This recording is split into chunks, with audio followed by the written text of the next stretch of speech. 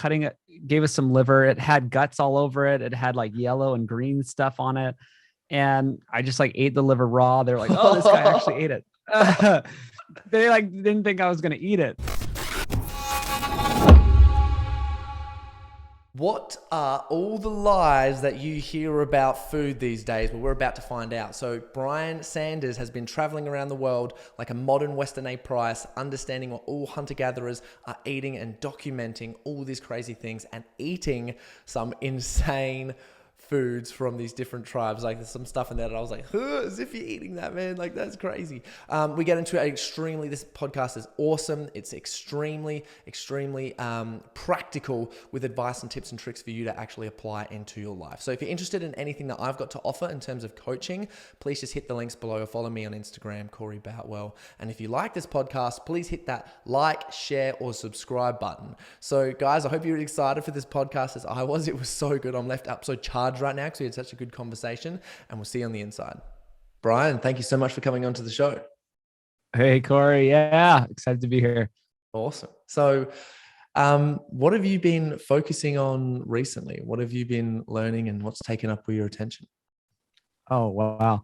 Yeah, well, I'm trying to finish the film. So I've been making a film for 4 years now. It's called Food Lies. It's basically my life's work. It's been 8 years of kind of studying nutrition, diet, lifestyle, all this stuff, and trying to get it together into one film and get it out to the world so everyone can kind of simplify it, really, right? Like a lot of people they're so confused on where to start. They see a vegan documentary, they see, something else, and it's really confusing, right? And not everyone is going to do all the work like you and I, or maybe some people listening who are more actively pursuing their health and listening to podcasts and maybe reading books. So the whole idea is trying to get it all into one film so they can just sit down and watch it, get all the best information, and know what to do. Sounds like a very small task. Super simple. Yeah. Yeah. What's been like the biggest hurdle so far you've had to overcome with it? Well, I started from nothing. I started as a nobody and had nothing going on, no real film experience. Well, I grew up doing films and stuff, but I had no money, and we just put it out on Indiegogo and just saw what happened. See if we could get some crowdfunding, and I had to do 4 different crowdfunding campaigns to try to fund it. But it's been amazing because everyone has responded well. The community's come supported me, and all the great doctors and scientists around the world have put in their time, their effort. Got great interviews with them. Went to Africa recently. I went and I spent time with hunter-gatherers. I've been to regenerative ranches all over. It's been a journey. I'll tell you that. It's been a lot of work, but yeah, super rewarding. And I've learned a lot along the way. Man, I would absolutely love to hear some stories about when your mind was blown on this adventure. If you have anything on top of your head that just sort of come up. Yeah. Well, we went hunting with the Hadza.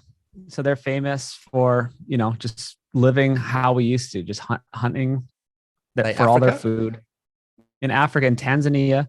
And so we got there, and I think it was the first day, maybe it was the second day, because we were with them 3 days. They showed up with a little mini deer. It's called a tik-tik. Yep. And the guy had it over his shoulder. He walks up, they split it open.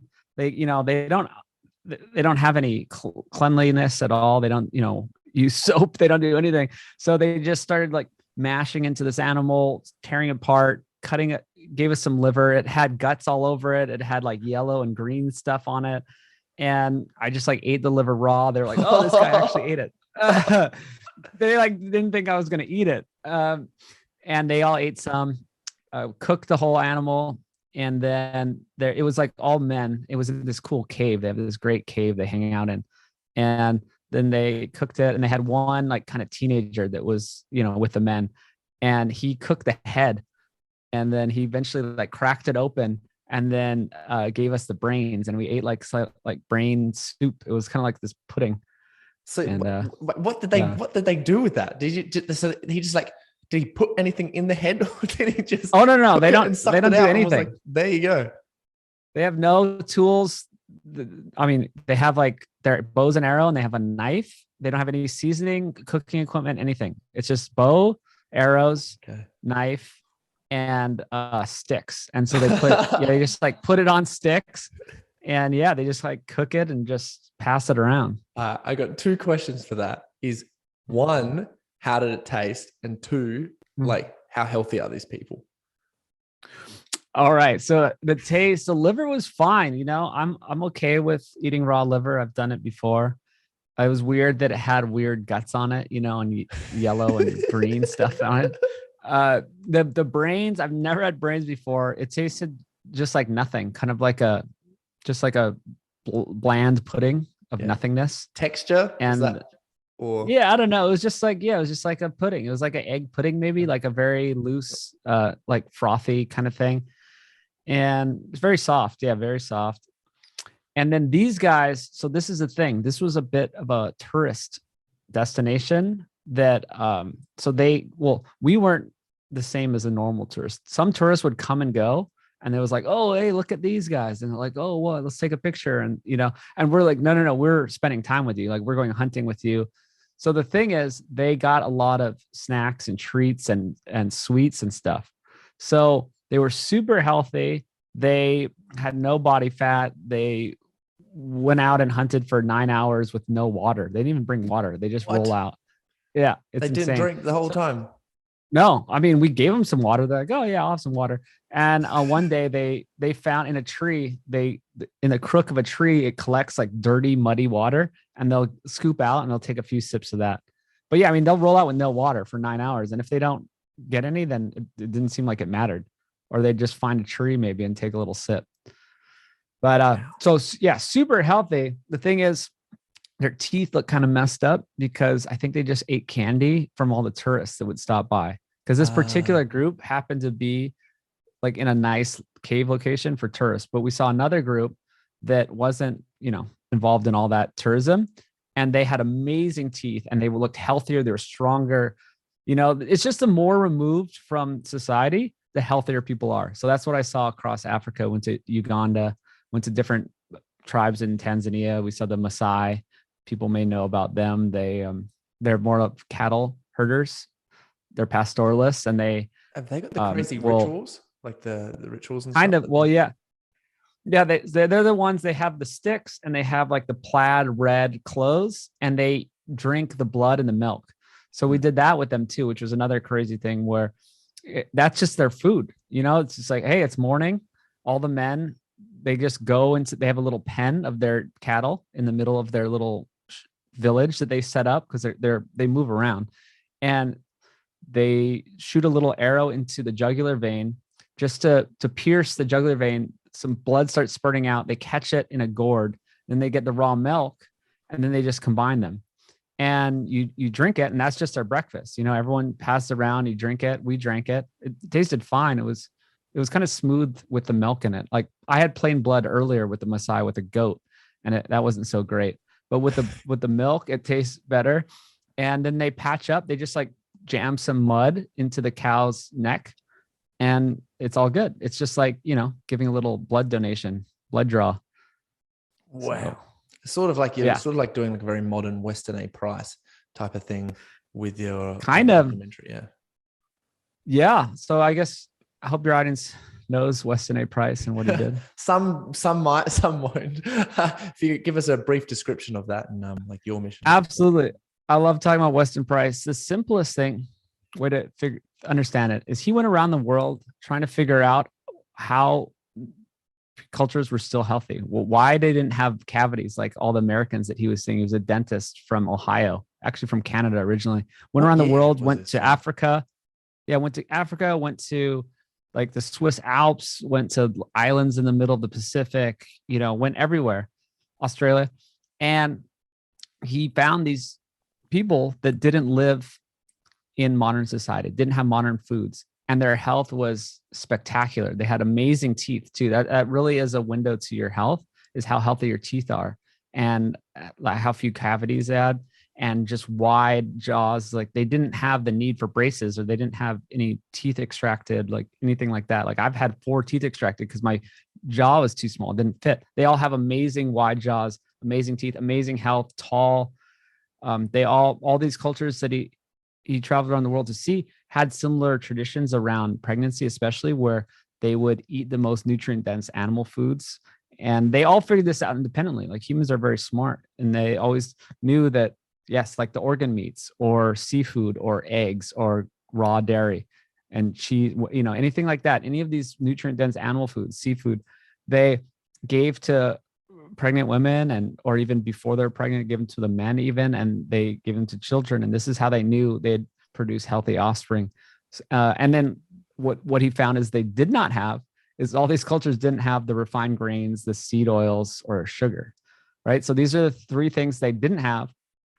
And as soon as they brought them into their culture, their health immediately declined, right? So these are the modern foods. So he could see if a village started trading with the white people, they'd see they'd start using all of these sugar, flour, oil, make bread, and then their health would decline. And you could even see with the same genetics, like the older brother would eat the traditional foods, the younger brother started eating all of these modern foods that would come in through the trade, and he would be sickly, have bad teeth, even have like nutritional deficiencies and physical deformations even. So this is like pretty well documented. He took all these photos. He did all these scientific tests. He brought food back to the lab. He found that they had like 10 to 20 times more nutrients in their food than people back in the US did. And I mean, there's so much. I mean, there's a huge book called Nutrition and Physical Degeneration that he wrote based on all these travels. And I highly recommend it. Yeah. And it's crazy. And so what is like sort of the link between what you're doing and that? Yeah.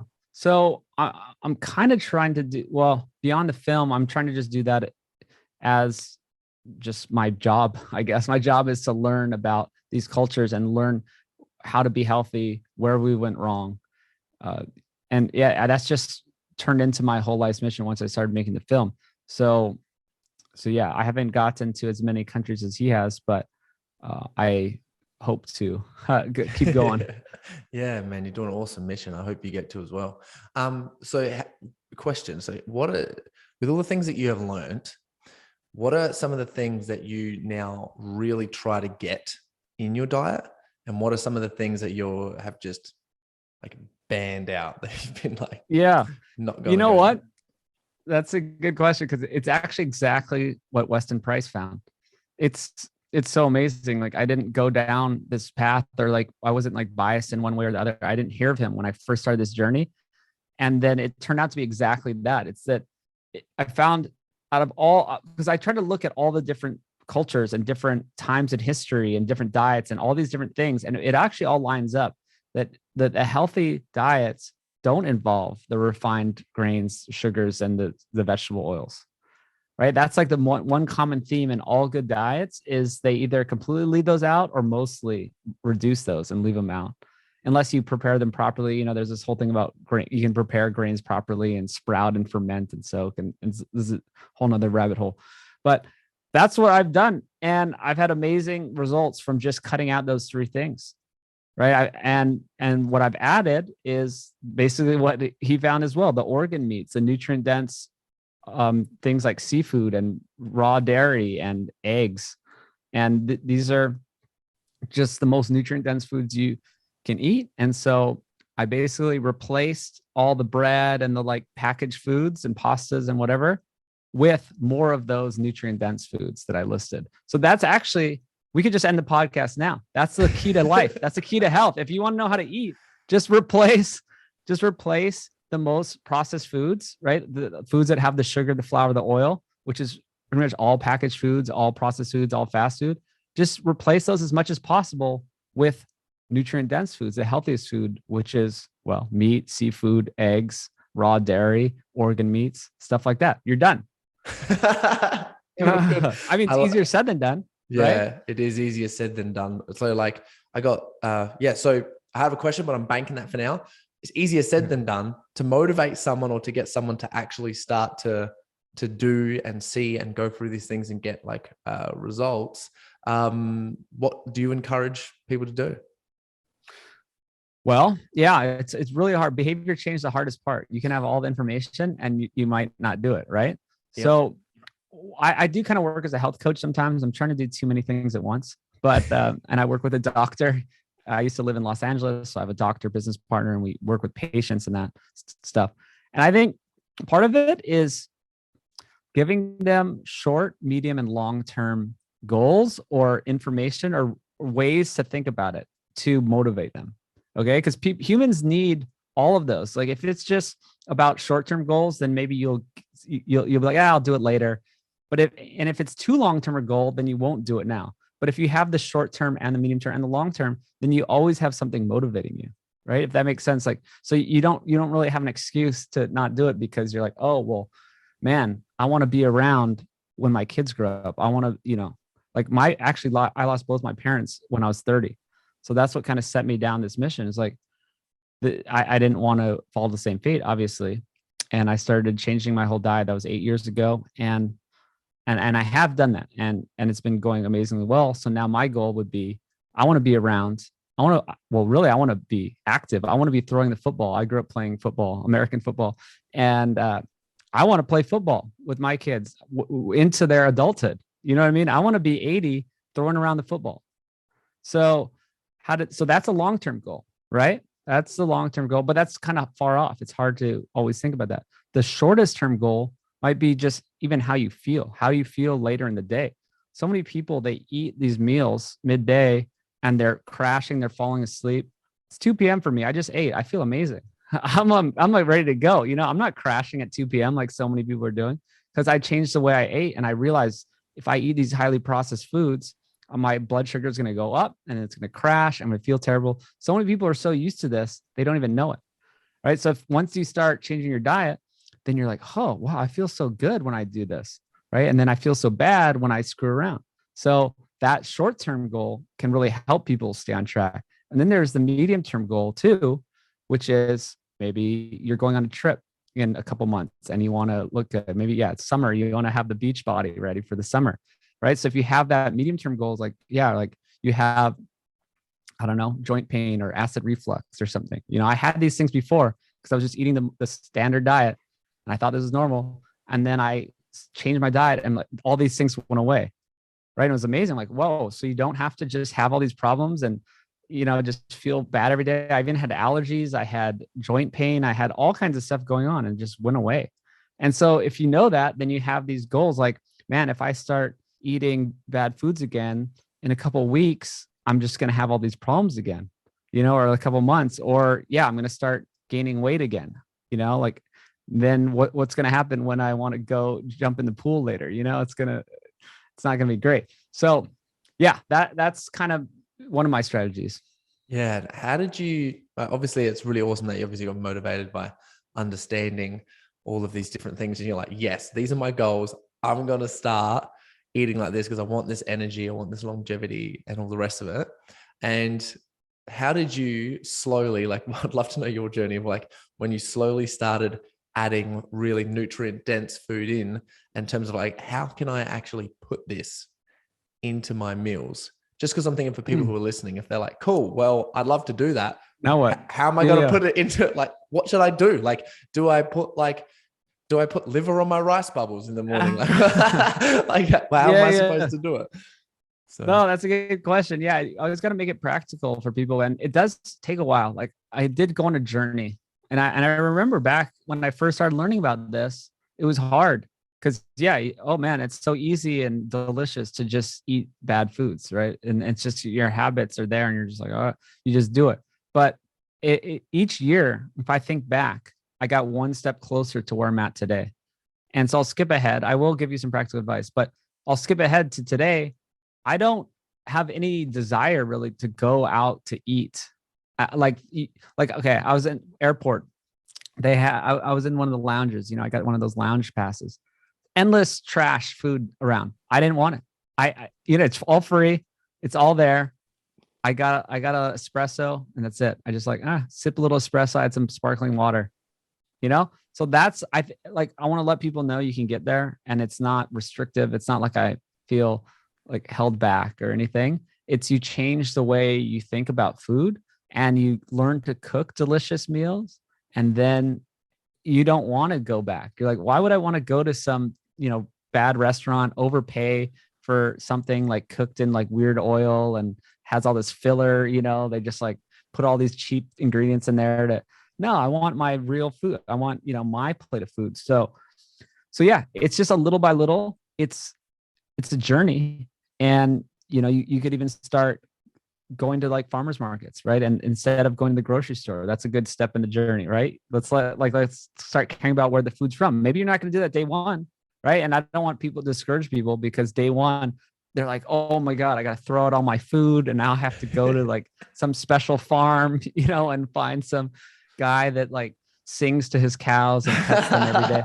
Like, you don't have to go. I love that guy. Yeah. No, I mean, we do that. My guys do that. So it's good. No, you don't have to go all at once, and you just have to start making some decisions right away. Like today, you could say, well, I'm not drinking any soda or any pop, whatever you guys call it. No sugar, nothing. I'm not going to drink any liquids with sugar in them. That's a good step. And then you could start saying, okay, no more grains. I think the grains is a huge thing to cut out. So it's What's like an example of just grain foods? Well, grain. See, that's the problem is it's everywhere. It's in everything. Like any kind of biscuit, cracker, cookie, pancake, waffle, scone, tortilla, bread. Yeah. This is like what people live off of. And this is what she just did. If people are watching and not listening, if you're listening only, it's like it hurts. You feel like you're being attacked, right? It's like, these are my foods. This is what I eat. And I used to think this is what I was like. I remember in the beginning, I'm telling you, 8 years ago, I eat this is what I do. I eat my breakfast sandwich and I toast my bread and I do this thing. And it's just, this is what I do. There's, I felt like it was part of my life. And then I realized it didn't have to be, it's like, oh, now I look back, I'm like, I don't need that. I mean, it's great. Yeah, of course. It's delicious. If someone offered me one and I was starving and I didn't have anything else to eat, I'd love it. But it's just not in my wheelhouse anymore. So people need to just understand that grains, I mean, they're just not your friend. I don't know what to say. If you look archaeologically and you kind of look at the history of humans, I did this for the film. I talked to a lot of paleoanthropologists, archaeologists, and all these great people. There's a distinct line in the archaeological record between when we started having grain agriculture before and after. Before, all the remains they found, the people are taller, their brains are bigger, their bones are thicker, they have less disease. You can see the disease from the remains. Everything is better. So agriculture, shorter, they get sick, they had bad teeth. Oh yeah, bad teeth. All this went downhill since we started relying on all these grains. And grains are basically just kind of like empty calories. You could think of it that way. I mean, sometimes they could be bad for other reasons, like gluten. Some people have a reaction to gluten. I think all people probably don't do well with gluten. You could be bad because it's covered in glyphosate. There's all kind of pesticides on the grains.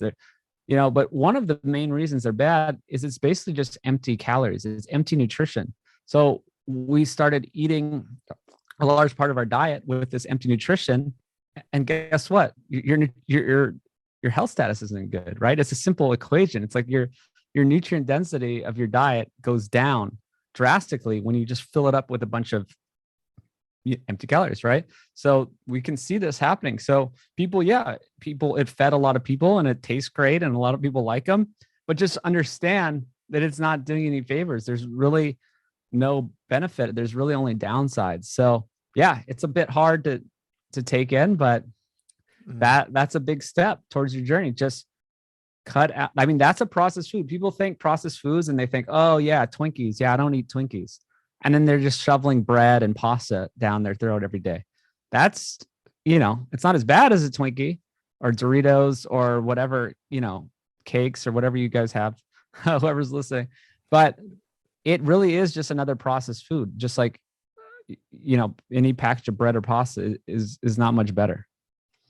Oh man, that's crazy. Firstly, how classy is having a shot of espresso and a sparkling water drink.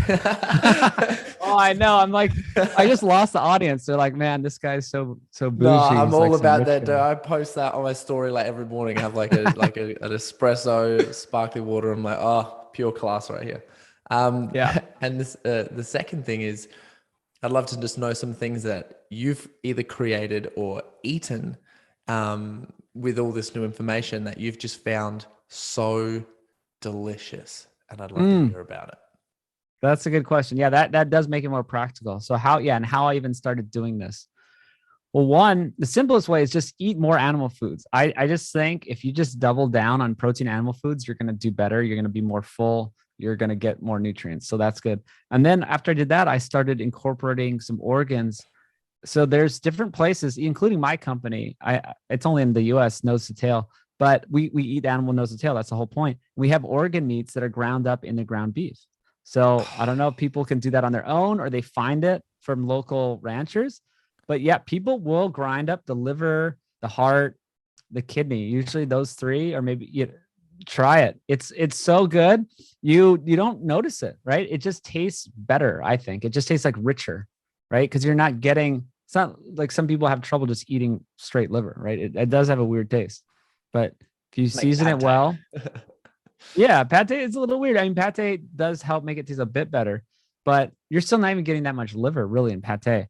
I think if you just either do it yourself or try to get your butcher to do it and grind up the organs in it. I love doing that, making burger patties, can season them, just really great. Another thing I do, this is my biggest secret to liver. People, because I do not like eating liver, even though I know it's healthy and I love doing it. I don't like, actually look at my shirt. Beef liver is the new kale. I love Beef liver is the new kale. That's a real superfood. So what I did, I figured it out. I think they do this in Germany. I think this is where I got this idea. So I cooked liver, thinly sliced liver in bacon fat, and then I put in the fridge. Okay, it's cooled down. It's a little bit pink in the middle. Take it out and you eat it with pickles and cheese. And you could put some mustard too. So it's yeah, I don't know if that sounds good to you, but you don't taste the liver really. It just tastes like the pickles, like the vinegary pickles and like the cheese or whatever mustard you put on. It's great. Dude, that sounds so good. Yeah. I'm telling you, it's not bad. Good. Like any other way I cook it, you still taste the liver. You're like, oh, but this way, it's not bad at all. I soaked liver in raw milk for, I think it was a few hours before actually making like my own pate. And I just used butter and a little bit of coconut cream, but I fried up all these herbs beforehand. The ratio would have been like 70% liver because it was like a veal liver as well. I remember blending it up and like just eating that. I was like, this tastes so good for something. I'm like so happy that I made it myself. Yeah, but it was real weird. I can't remember where I researched, but something that will like soak it in raw milk so that it like takes that gamey game out of it. We're like, it does. No, I've heard that too. Or buttermilk. People, yeah, I've heard that. Yeah. Have you heard about Bruce Ames' triage theory? I have. I watched, I think Dr. Rhonda Patrick interviewed him. Yeah, that was awesome. I love how he has a basic, which it comes for like all the stuff that you're saying. His argument is that essentially if your nutritional needs aren't met, your body digs into short-term stress, which obviously sends cortisol and hormones and stuff going absolutely AWOL and everywhere. So I'd just like to know, just besides like organ meats, if someone's like, okay, I want to start just eating more nutritionally dense anyway, to help get these like nutritions up. Is there any sort of things that you think that you can do that are simple, but you get a big bang for your buck? Yeah, for me, game changer has been smoked oysters. So that's one. Yeah. So I found this place that they do them in olive oil instead of like some weird oil. And it's really handy. And they just come in a tin. They're smoked. I actually just dump out the oil anyway and kind of wash it off because I don't trust their olive oil. But smoked oysters, game changer. Actually got a hair mineral analysis test and I have like really good levels of zinc. And like, this is actually my secret. Whenever I haven't been sick and I don't even remember, it must be over 6 years. once I started eating this way, never not sick 1 second in my life. Never past 2 years, I've not even done a single thing different and never felt bad for one day. Never got nothing ever happened to me. I don't know. And every time I feel a little sick, maybe you're like, am I getting sick? I just eat oysters, and it has a lot of bioavailable zinc, copper, all of these hard to get nutrients. Really, between liver and oysters, you're kind of covered on tons of these nutrients that are hard to get. And most people don't eat these, right? It's not like people are, I mean, yeah, you could go to a fancy restaurant and eat oysters, once every 3 months, but that's been a game changer for me. So yes, you can get raw oysters from the store. You can get smoked oysters, just wherever you can get them. That's a big one. Oh man, I've never been so excited to eat oysters before. Oh man, yeah, they are good. Especially the smoked ones. You can put, you can dress them up with a little something. I have like this Greek yogurt sauce I make. It's just Greek yogurt, and I have this dill ranch seasoning that I make for my company, and then you mix it together, and it's just kind of like ranch, but not gross. Ranch dressing is basically just soybean oil, and it's terrible. Do you guys have ranch dressing? Is that a big thing? Oh yeah, no, we have ranch dressing. It's not like it's everywhere. So we more have like what you guys would call tomato ketchup. We have that. Okay. Everywhere. Well, and we have a barbecue sauce everywhere, but it's not like your smoky barbecue sauce. It's a little bit different. And then we have just a lot of mayo. We have like a lot of fat-free like mayo. Oh yeah, don't mess with the mayo. The mayo is just made from soybean oil, and it's not good. I would pass on that. So that's why I use the Greek yogurt. You can use whatever type of yogurt you want, and then whatever type of seasoning, and it's amazing sauce. So that's there's another nutrient hack right there. You get rid of any mayonnaise, any soybean oil, any dressings, and just make your own stuff out of any kind of yogurt. You could be goat's milk yogurt, it could be fat-free yogurt, it could be full fat yogurt. It doesn't really matter, right? As long as it doesn't have a bunch of random additives in it. Yeah. So I'm not saying that fat is bad, but it's like if you want Greek yogurt that's fat-free because you just want more protein, then yeah, that's fine, right? But I wouldn't eat any other fat-free product. It's like the one exception is like Greek yogurt, and that's a good one. So that gets you a bunch of calcium, a bunch of other stuff. What else? So K2 is big. Vitamin K2, a lot of people don't get that. Some people might need to supplement. You could get it from animal foods. You get it from dairy. You get it from like Parmesan cheese, kind of like aged cheeses.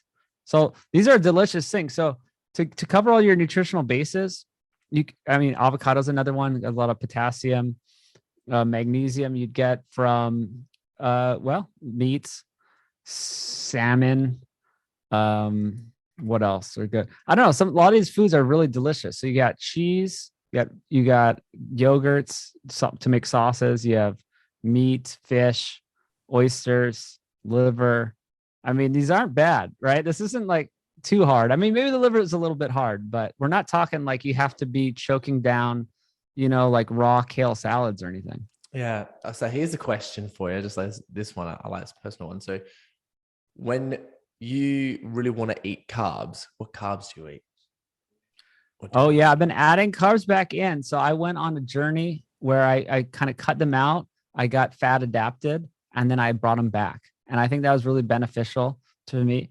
And I don't think people need to avoid carbs forever. Some people have problems with carbs, maybe they do need to, or maybe they have food addiction. I don't know, all kinds of stuff. But now I'm enjoying carbs for my dinner, and I add some sweet potatoes sometimes. I'll do white rice sometimes. It's kind of just it's actually fine. It's very like digestible and kind of clean source of carbs. But then I cook it in bone broth, right? So it gets some more nutrient density in it. Bone broth's another good one. That has all the minerals and, electrolytes in it too, and good, calcium, all kinds of good stuff in it. So yeah, white rice with bone broth. And then I cook mushrooms and onions in that. Oh man, it's so good. You just have like a miracle rice. I call it miracle rice. Bone broth, white rice, mushrooms, onions. Oh man. And then fruit and honey. I go for fruit and honey. And this is also, all the stuff I'm listing is kind of what people have always done throughout history. Yeah. Right? In Africa too. Like I went with these guys hunting, Yeah, they found some berries. If they found some berries, they're eating some berries. They found honey. They chopped open the tree. There was like a hive, and they started eating the honey. Or they had meat. They weren't trying to get like kale salads. I'm telling you, they were eating, but then they had some tubers too. The women were like chewing on some tubers, and they were actually spitting out the fiber. It was like kind of this weird fibrous tuber. So, man, I love to eat. Speaking of the Greek yogurt, I would eat Greek yogurt with strawberries and honey like any night I possible. All day. It's like my new thing. Oh man, after dinner, yeah, like do my workout. I eat my big dinner of, whatever steak, whatever, and then eat the Greek yogurt with the strawberries and honey, and I'm happier than I can imagine. Yeah. So for people who are sort of at that part of their life where they're like, all right, cool, we're focusing on this. We've been doing this kind of things now. We've sort of sorted out career or business or whatever it is and start to have some success or whatever. And they're like, cool, I'm at this stage where I really want to start investing in myself now, whichever means possible. With all the stuff that you have learned and found out on your travels and stuff, what would you highly recommend someone to start doing, learning, or just taking a bit of a leap into? Well, yeah, this stuff, it is a journey. I don't know how the best way each person can take this nutrition path. Some people, they might even have to get help, like hire someone to help them do it, or, find special meal services that will help them do it. If they're not going to do it, take cooking classes. I mean, it is a lot of effort to just focus on the food stuff. Right. And then I guess the other side of it is just the lifestyle stuff. I don't think you need to spend a lot of money or time on things, right? So I don't know what you mean by like, if someone's like ready to invest in this, like if they need money or not. But I do a workout with dumbbells in 25 minutes. And I do it like twice a week, and I have great results. I have, changed my entire body composition, and I'm feeling great by doing that, and have added a lot of muscle. And I do that in a gym that's just whatever. I just live in some apartment complex, and I'm in Austin, Texas. And I just, I'm kind of in the city here, and there's an apartment complex I live in, and there's a gym that has a few things, and that's all I need. Right. I think it's more about the time. It's more about the mindset. It's like people think that it takes a bunch of money or a bunch of resources, but it's really just shifting your patterns and your habits. Right. And then it's like, so I'd say shift your time to making your own food, and then shift your priorities to going to the gym a couple times a week and just doing a simple workout, a brief intense workout. You could go and sprint. You could just go down the street and sprint down the street 5 times and you're done. That's what I do a lot of times on Wednesdays. It's like, all right, I'm going to go sprint, do 5 sprints, it's done. So it's really just prioritizing. Even the sleep thing. I think sleep's so huge. I think partly why I haven't been sick in that long is because I've gotten sleep every night. I'm like, I'm getting 8 hours of sleep. That is my thing. That is my priority. And I've set up my life to facilitate that. Right. And I used to stay up super late. I'd have some job. I used to be a mechanical engineer, have to be there at like 6:30 in the morning, something like that. And I'm sitting there at midnight hanging out with people, I'm like, what am I doing? Because this is not good. So like, I don't even think you need all these sleep contraptions and all these things. The big thing you need to do is get in bed. Allow yourself the full, give yourself 8.5 hours. Whenever your alarm is, get in bed 8.5 hours before that. And there's just no compromising, right? It's like, all right, my alarm's going off at 6 a.m. Well, I got to be in bed by 9:30, I guess. Is that right? Yeah. 9:30, it's just what you have to do. So man, all the stuff I've talked about is kind of free, right? It's cooking for yourself helps you save money. Going to some gym that's free. I mean, for me, it's free. It's just my apartment has this. That's free. Sprinting is free. Going to bed early is free. I don't know. What's the big deal, guys? Come on, guys. Oh man, I'd love to know what motivates you, man. Oh wow. Well, I don't know. I guess losing my parents motivates me a lot. I've always had this idea, even before when I was growing up, that I would be successful. I'd figure it out some way. I don't know why I had this random positive attitude that I just figured out. And it was like this delayed gratification thing.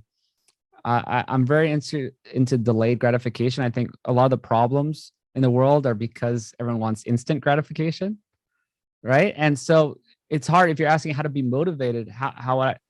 It might be a little counterintuitive because people sometimes are motivated by instant gratification things, right? Because they want to see it now. They want to see the results now. And I'm saying how to stay motivated might be switch your attitude into understanding that the best things pay off over time. If that makes sense, right? It's like the nutrition stuff. I mean, some of it happens pretty quickly and you feel good quickly, but some of it you have to wait to see it pay off. Or I was saying I just assumed I would, do something with my life, even though I wasn't back in the day. But I don't know. I just believed in it, kept going, and it did happen to work out. And I guess it's about, I don't know, delayed gratification. Maybe that's too vague. Who knows? No, man, I really like that. So for everyone who's listening at the moment and they want to find you, see your stuff, follow you, and maybe check out your movie, where can they find you? Food Lies. Yeah, the film's called Food Lies on social media. You search for me, Food Lies. I'm there trying to get the film out by the end of the year. We're talking to a couple distribution companies so we can get on Netflix, get it worldwide, everywhere. And yeah, find me until then. Yeah, Food Lies. Yeah, awesome. And I'll link everything in the show notes below for everyone who's listening. So Brian, thank you so much for coming onto the show and sharing stuff. And there's anything that you'd like encourage people to get out there and do, maybe just one challenge for people to do after this podcast. Yeah. The one challenge is replace your most processed foods with more protein. I'll just say protein, and hopefully animal protein, right? Just one portion processed food, one slice of bread, get it out, replace it, one extra piece of chicken. Easy. Boom. I love that. Thank you so much, man. Okay, take care.